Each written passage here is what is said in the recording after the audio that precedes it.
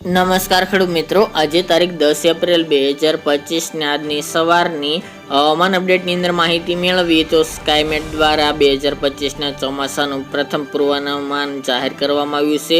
2025નું ચોમાસું કેવું રહી શકે છે તેની વિસ્તારથી અપડેટ મેળવીશું। સાથે જ મિત્રો આગામી દિવસની અંદર હવામાનમાં ફેરફાર જોવા મળશે, તાપમાન નીચું આવે તેવી સંભાવના દેખાઈ રહી છે, ગરમીમાંથી આંશિક રાહત મળી શકે છે તેની પણ અપડેટ આપણે આ વિડીયોની અંદર મેળવીશું। ચેનલમાં નવા હોય તો ચેનલને સબસ્ક્રાઇબ કરી નાખજો અને વિડીયોને લાઈક આપીને તમામ ખેડૂત ભાઈને શેર કરી દેજો।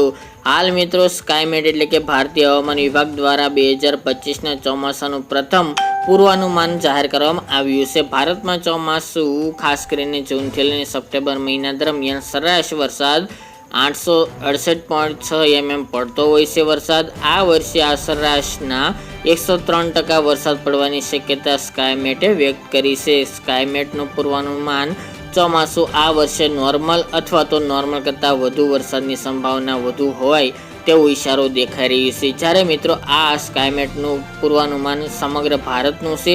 જ્યારે મિત્રો ગુજરાતની વાત કરીએ તો સ્કાયમેટ દ્વારા ગુજરાતનું પૂર્વાનુમાન જાહેર કરતા જણાવ્યું હતું કે ગુજરાતની અંદર સામાન્ય ચોમાસું રહી શકે છે, એટલે કે વધુ પડતો અતિવૃષ્ટિ પણ નહીં જોવા મળે ગયા વર્ષની જેવી, તેમજ મિત્રો ઓછો વરસાદ પણ નહીં જોવા મળે, એટલે કે આ વર્ષે 2025નું ચોમાસું મીડિયમ જોવા મળે, એટલે વધુની ઓછોની વરસાદ એવી રીતે જોવા મળે તેવી સંભાવના રહેલ છે।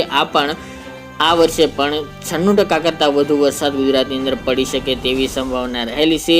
તે ઉપરાંત જણાવ્યું હતું કે આ વર્ષે 2025નું ચોમાસું થોડુંક મોડું પણ પહોંચે તેવી પણ સંભાવના છે, એટલે કે જૂન મહિનાના છેલ્લા સપ્તાહ એટલે કે 20-22 તારીખ બાદથી ગુજરાતની અંદર ચોમાસાની એન્ટ્રી જોવા મળે અને ચોમાસાનો વરસાદ નોંધાય તેવી સંભાવના રહેલી છે। તે પહેલાં જે વરસાદ પડશે તે બધા પ્રી મોન્સૂન એક્ટિવિટીના વરસાદો ગણી શકાશે। બાકી મિત્રો વધુ અપડેટ વિસ્તારો વાઇઝ અને જિલ્લા વાઇઝ અને સાથે જ મિત્રો મહિનાઓ વાઇઝ આગામી દિવસમાં જણાવીશું। બાકી મિત્રો તાપમાનની વાત કરીએ તો તાપમાનનો પારો ગઈકાલના રોજમાં પણ 45 ડિગ્રીને પાર પહોંચી ગયો હતો સુરેન્દ્રનગર, રાજકોટ જેવા ભાગોની અંદર।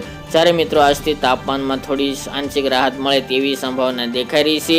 આગામી દિવસની અંદર હજુ તાપમાનમાં ઘટાડો જોવા મળશે। હવેથી ગુજરાતની અંદર ગરમીના થોડી રાહતના સમાચાર દેખાઈ રહ્યા છે। ત્યારબાદ મિત્રો 15 તારીખથી ફરી ગુજરાતના હવામાનમાં પલટો આવે અને વાદળછાયું વાતાવરણ જોવા મળે તેવું પણ અનુમાન દેખાઈ રહ્યું છે। હમણાં ગુજરાતની અંદર કોઈ માવઠાની સંભાવના જણાતી નથી, તેમજ મિત્રો ખાસ કરીને હવે ચૈત્રી દનિયાની શરૂઆત પણ 18 એપ્રિલથી જોવા મળશે।